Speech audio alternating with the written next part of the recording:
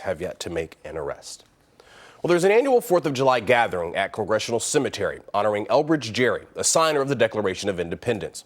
Well, that ceremony took on an added significance today. News 4's Derek Ward shows us how the district honored a member of the D.C. police force who died in the line of duty 146 years ago.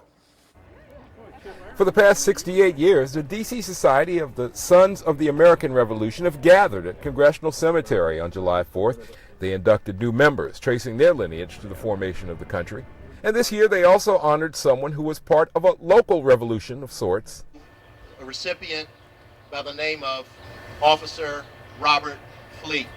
Fleet was the second African-American sworn to the Metropolitan Police Department. That was back in 1869. He was the first African-American officer to die in the line of duty. While walking his beat in the area of 15th and Q Street Northwest back in 1874, he came upon a burning building. He ran to the firebox. He activated the firebox with his key, and he fell dead on the spot.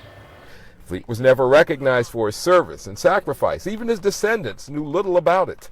And it's incredible, like I was talking about it earlier, just how much you don't know really about your lineage, your history, legacy. Fleet's time with MPD was the culmination of a career of service to country. In 1859, he was served in the Navy in Boston, and I just learned today that his first job was as a waiter.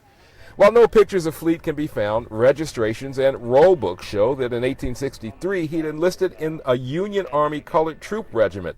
All this before joining the Metropolitan Police Department. William Ritchie, the former head of DC's homicide branch, did some detective work earlier this year. Starting with Ancestry.com, he was able to locate a descendant of Fleet's. It's incredible to pass that story along to my children and their children. The citizens of the district should know about this. History and our rights in this nation are all evolutionary. You know, one right is built off another right. Derek Ward, News 4. Elbridge Gerry, a former vice president and governor of Massachusetts, is the only signer of the Declaration of Independence buried in the district. Cool story. Thank you for that.